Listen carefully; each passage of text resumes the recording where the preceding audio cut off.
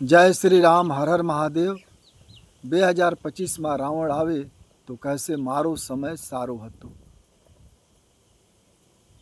રાવણ કહેશે મારો પુત્ર મારા માટે શહીદ થઈ ગયો। આજ પુત્ર પિતાને વૃદ્ધાશ્રમમાં મોકલે છે, હેરાન કરે છે, પરેશાન કરે છે। આજ પતિ પત્ની ઉપર, પત્ની પતિ ઉપર ભરોસા નથી કરતા અને મારા સમયમાં ભરોસો હતો। હું સાધુને ક્યારે ક્યારે હેરાન કરતા અને એકવાર સાધુ બનીને પાપ પણ કરેલા છે। પણ આજ તો સાધુ બનીને લોકો નાના નાના બાળકોને નશેડી બનાવે છે, શાસ્ત્ર વિરુદ્ધ આચરણ કરે છે।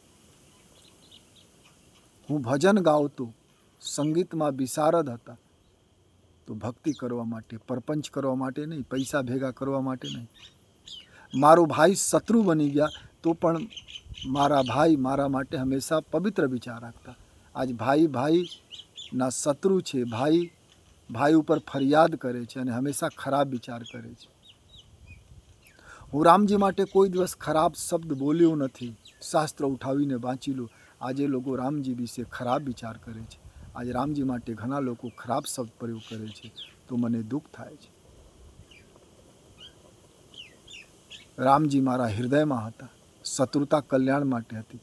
આજ લોકો દિખાવા કરે છે ભક્તિ માટે, પણ દિલમાં રામ નથી, દિલમાં તો હું છું।